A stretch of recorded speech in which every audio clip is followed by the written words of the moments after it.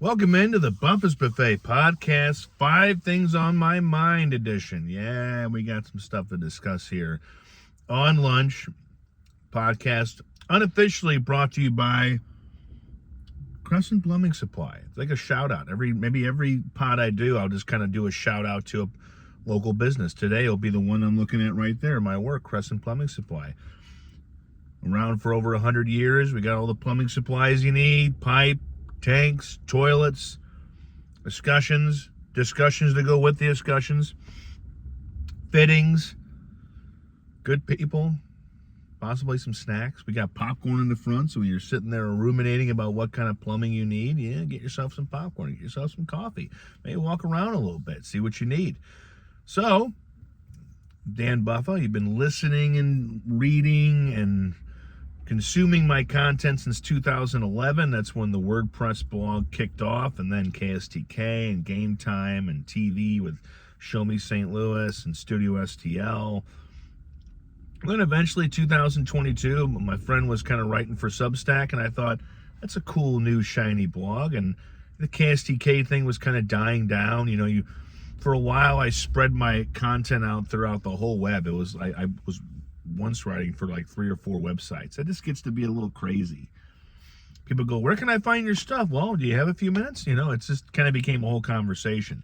So now it's all the Substack newsletter, Buffa's Buffet. It was named that because, it started out as Ramble On with Buffa. And then I was like, okay, it's a cool Led Zeppelin song, but it kind of sounds like it's not really an inviting thing for somebody. Hey, come on and listen to me, read me ramble. Like, no. So I changed it to Buffa's Buffet, because I talk about a lot of different things: sports, entertainment, food, pop culture, grievances, gripes, whatever you want. Whatever you can think of, I've probably discussed it. I don't think I've ever discussed golf a lot, but it's just maybe something for me to conquer in the future. So today we're going to be discussing a little bit of baseball. The Cubs made a big acquisition. I think it's been finalized. If not, the good old Chicago Cubs, man. Chicago's having a good little stretch right now with the Bears winning over the weekend, sending the Packers home, advancing in the playoffs. The Cubs make a big signing. We're also going to discuss a crazy little emos, because I like to feed. I like to help people get fed after they watch and consume what I have to say, and I want to alert them to crazy cool deals that may not be a known to them. If not, we'll discuss the Globes a little bit. The Golden Globes happened last night. St. Louis's own Nikki Glaser hosted and wasted no time in going after the bachelor of all bachelors, Leonardo DiCaprio, who took it with the greatness that he usually does. There's going to be a teasing of my top, I keep calling it top 10 movies of 25. It's just going to be the best movies I saw. I'm not sure there'll be 10. I don't just want to throw something in just to kind of fill a slot. There's going to be an Uber gripe. It's going to be very simple, to the point. I drove Uber yesterday. I drive Uber about 10 hours a week to go with my 40 hours a week. And why do I do that? Well, bills don't pay themselves. And when your regular job doesn't pay your bills, it pays them to a certain degree, but then it would leave no time for any kind of, going out with a special woman or doing this or doing that. And so I work extra so I can kind of pay the rest of my bills as I navigate, the solo atmosphere of living for the first time in a while. It's something I'm getting better at every month. So the Uber just kind of fills in the blanks, and it makes me kind of want to tell people, hey, this is what you can do better. I figure if I've collected what I've had, nearly 3,900 rides, and that's not Uber deliveries. I did about 175 Uber deliveries. In your app, they break it down for you if you're a driver. I didn't drive for like a few years, and when I logged back in, there were all my rides, my ratings, my 4-star, my 4 1-star reviews. I don't know how I got 1 star. I don't drive bad. I don't talk unless the passenger wants to talk. That's my rule. If they get in and they're super chatty, great, let's talk. What do you got? No, I don't watch football. That's usually the guys. Guys climb in there with their wives. They go, man, you a football fan? I'm like, well, I mean, you put it on, I'll watch it, but I'm not really a particular fan of any team. But a few things, it's just, every time I do one of these, every once in a while, I'm going to kind of give you some Uber tips. When you get, everybody, a lot of people take Ubers. You need them. You don't have a car. Your car's in the shop. You need to get somewhere. Guess what? Here I am. So let's kick it off. Number 5, Alex Bregman is going to be moving to the Chicago Cubs. The former Houston Astro is reportedly nearly finalized. Maybe not. But he is going to be signing a 5-year deal with the Cubs, very lucrative. He was in the middle of a 3-year deal with his previous team, but it was kind of deal where he has opt-outs after every year. That's kind of a big thing. Wasn't a big thing 5, 10, 15 years ago, but now players, especially ones if you consistently produce and you're kind of a top player, can say, hey, I'm going to come play for you for 3 or 4 year contract, but after every year or after the first year or so, I'm going to have an option to go test the free agent market. That's what Nolan Arenado did when he came to St. Louis, and the Cardinals got him to waive those. I think both sides are probably like, man, maybe we shouldn't have waived it. We shouldn't have seen what trades were out there, because now the Cardinals are having a hard time moving him. But the Cubs are going to level up. Bregman is still, when he's healthy, a 4-WAR player. I mean, that's what he gives a team. He gives them 4 wins above replacement. So if you were going to break that down into what metrics and websites like Fangraphs, the kind of value they give to a single win above replacement is about $8 million. That is what it's worth. If you give a team 1 win above the next replacement, the next guy that could be playing your position or on the team, that's $8 million. So technically, via Fangraphs and the way they measure metrics and WAR, it's $32 million is what he's still worth. And he's going to be 32 in March. He's going to be kind of he's getting a little older. He's been around for a while. He was part of the Astros trash can clanging scandal, but he's also just a good player. He's a good hitter. He's a middle infielder. He's an infielder. He plays shortstop and third base. He's probably with Dansby Swanson. He's probably going to play a little more third. And so the Cubs have leveled up. It's going to be the Cubs and the Brewers, everybody. It's going to be them that are kind of going to really be contending. The Reds and the Pirates are going to break in. The Cardinals are going to get back in there eventually, but it's going to be a lot of blue in that Central Division. It's going to be a lot of, Brewers and Cubs. They went head-to-head in the playoffs last year. The Brewers got the best of them, so now the Cubs are like, hey, we want to be able to go have a little more firepower, and they got it in the lineup. So they get that. That's a big deal.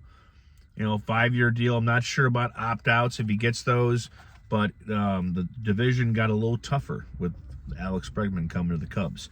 Number 4, the Globes were last night. I usually mock the Globes, and they're stuffing mostly dramas like The Martian into a comedy or musical category. It's just stupid.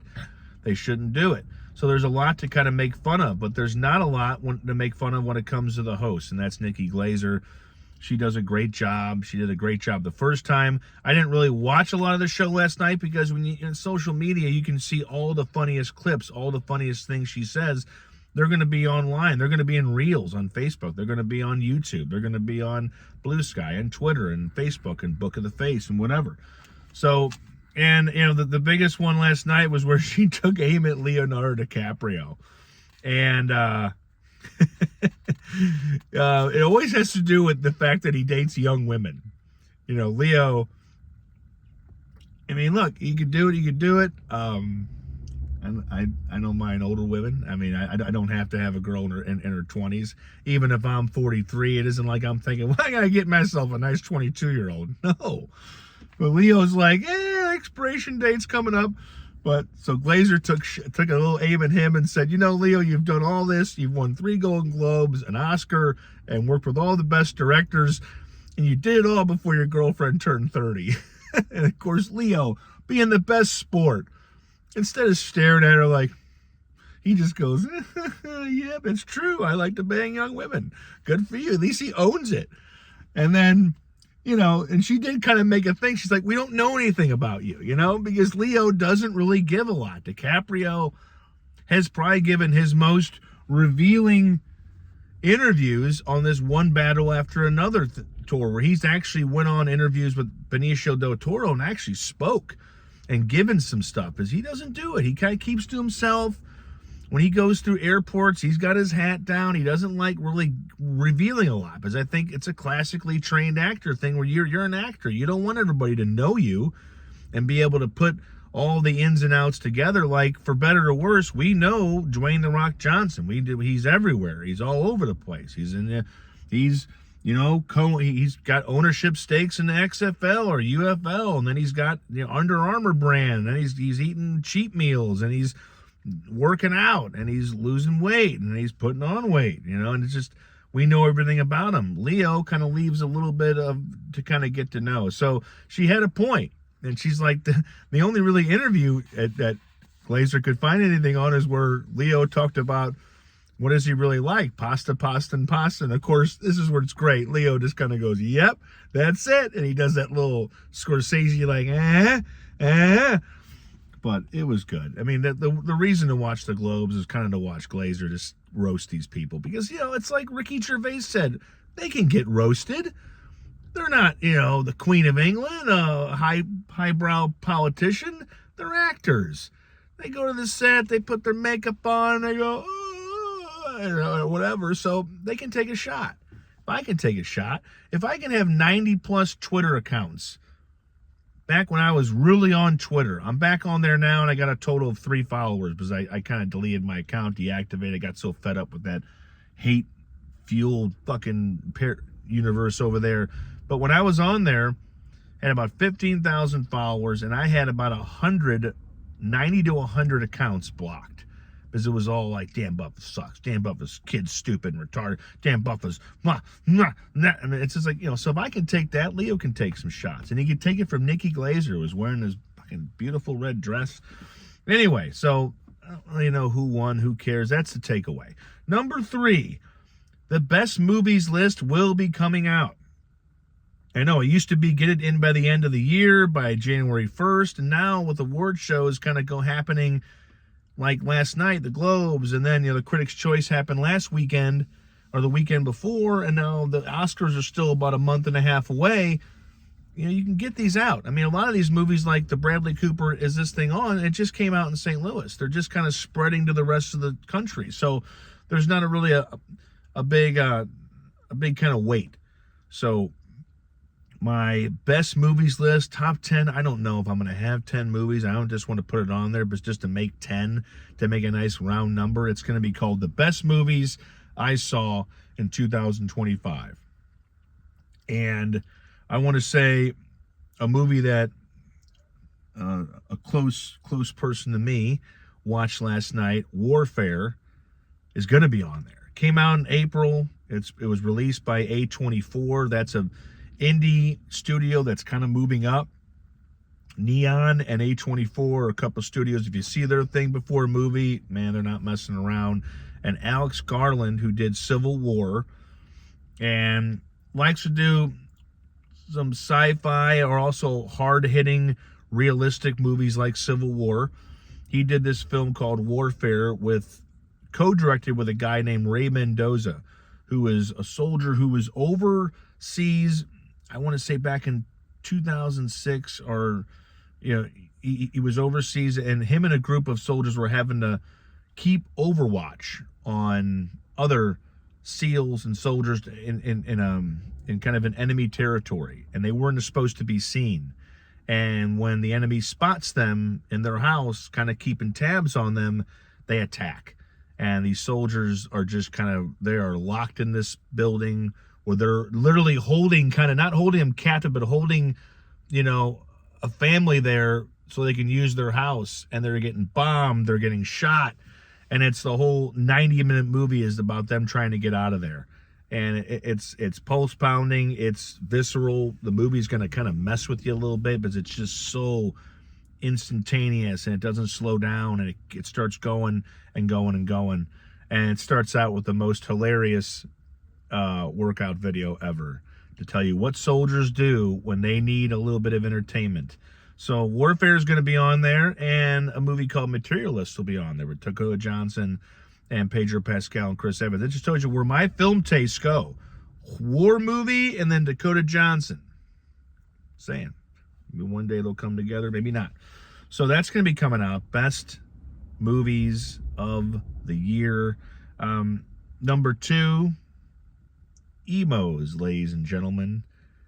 If you subscribe, if you're like a member of their whatever, if you're a member of their club where you can sign in on the website and order online, there's a deal this week, but it's National Pizza Week. I guess, I don't know where they invented these food weeks, but their celebration of that is making a large pizza, which is usually pretty expensive at Emo's. Even a one topping can get close to $20 for the price of a small pizza. So Monday through Wednesday, go to their website.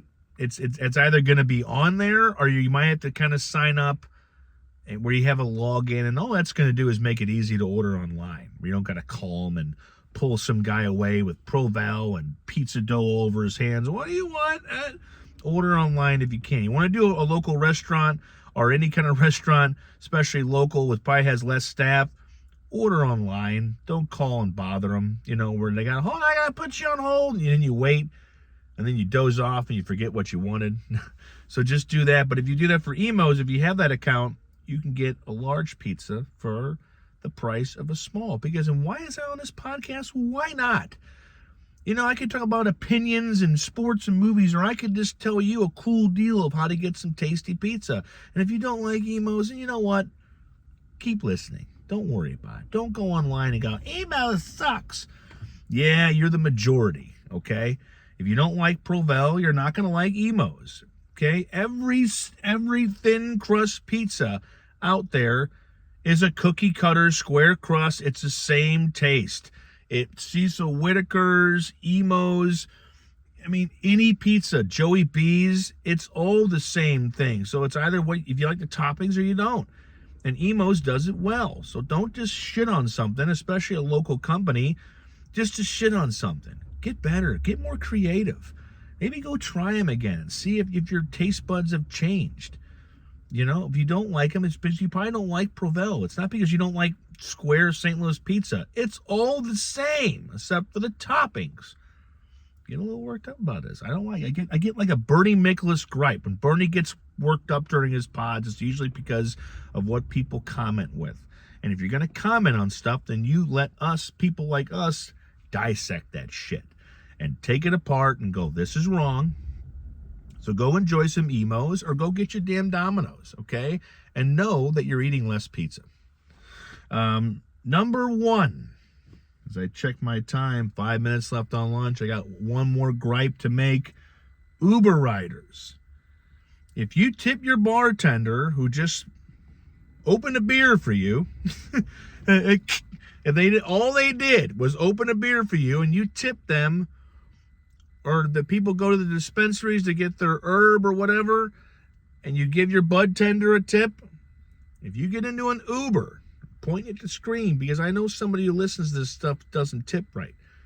Tip your Uber drivers. If you don't tip, if you're like Steve Buscemi from Reservoir Dogs and you play the world's smallest violin like a little skinny bitch, then that's fine. But if you tip your bartenders and your bud tenders, you better be tipping your Uber drivers. We're going to save you the hassle of getting to work or the hassle of getting home after your drunk ass had too much to drink.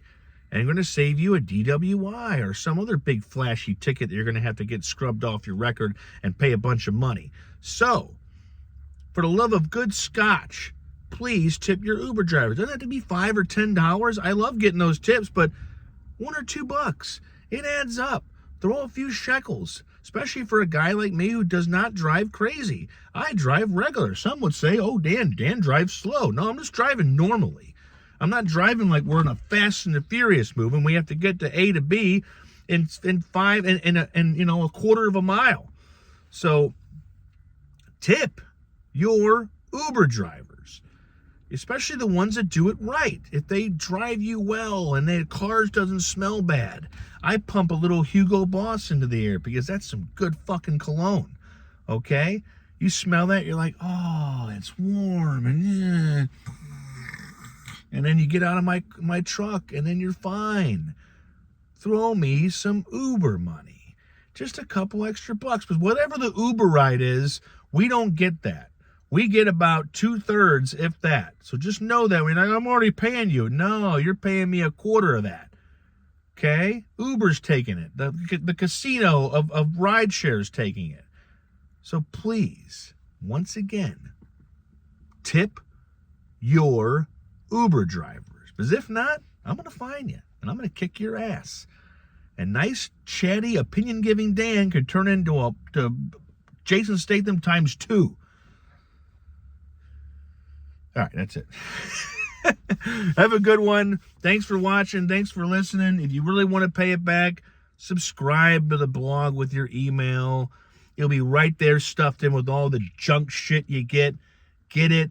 It pushes my number up. I'm trying to get over 500 subscribers. Maybe I will by my 44th birthday. Maybe not. Until then, have a good one. dailydoseofbuffa.substack.com with the www in front. I appreciate the time. Have a good one. Be kind. Be patient. And tip your Uber drivers.